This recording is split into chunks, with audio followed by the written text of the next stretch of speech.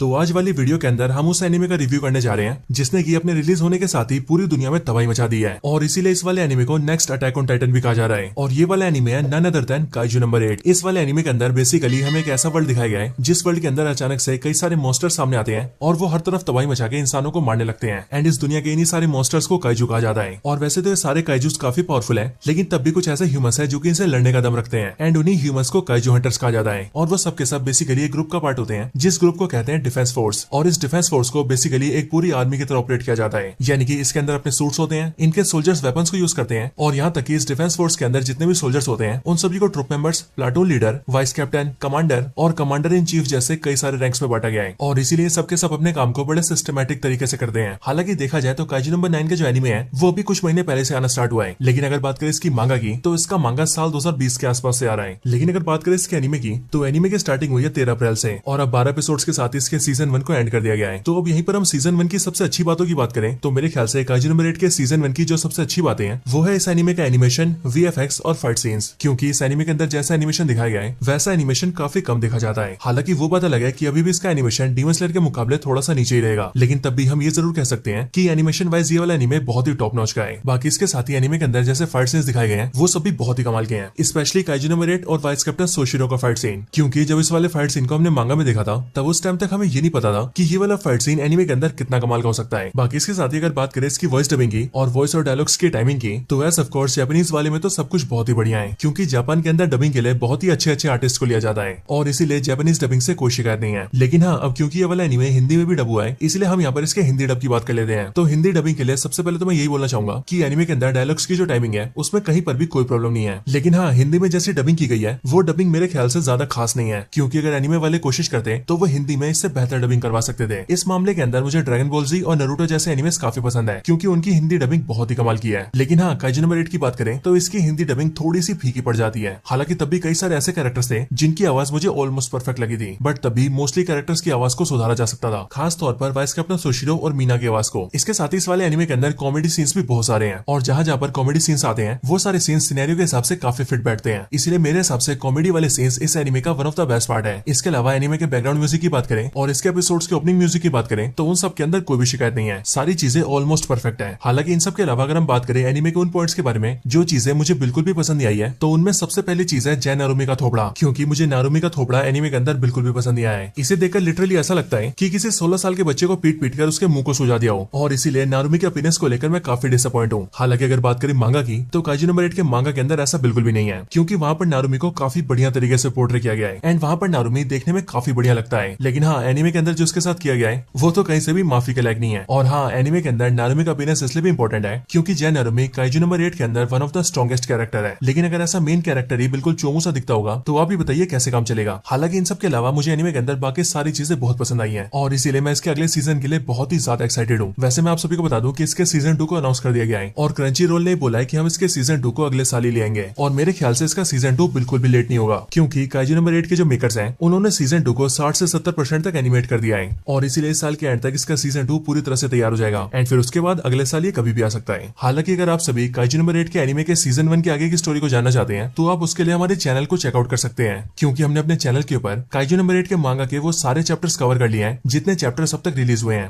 सो दोस्तों, यही थी वीडियो काइजू नंबर 8 के एनिमे के रिव्यू के ऊपर। आप सभी को आज की वीडियो कैसी लगी ये आप मुझे कमेंट्स के अंदर जरूर बताना, और अगर आप सभी का कोई और रिकमेंडेशन हो तो आप वो भी मुझे कमेंट्स के अंदर बता सकते हैं। बाकी वीडियो पसंद आई हो तो उसे लाइक जरूर करें और वीडियो ज्यादा पसंद आई हो तो वीडियो को शेयर भी कर दें। और हाँ, अगर आप सबको हमारे चैनल की ऐसी और भी कमाल की वीडियोस देखनी हो तो आप लोग हमारे चैनल को चेकआउट जरूर करना एंड मुझे उम्मीद है कि आपको हमारे चैनल की सारी वीडियोस बहुत पसंद आएंगी। तो बस आज की इस वीडियो में इतना ही। इस वीडियो को यहीं पर एंड करते हैं। मैं मिलता हूँ आपसे ऐसी किसी और बेहतरीन वीडियो में, तब तक के लिए गुड बाय।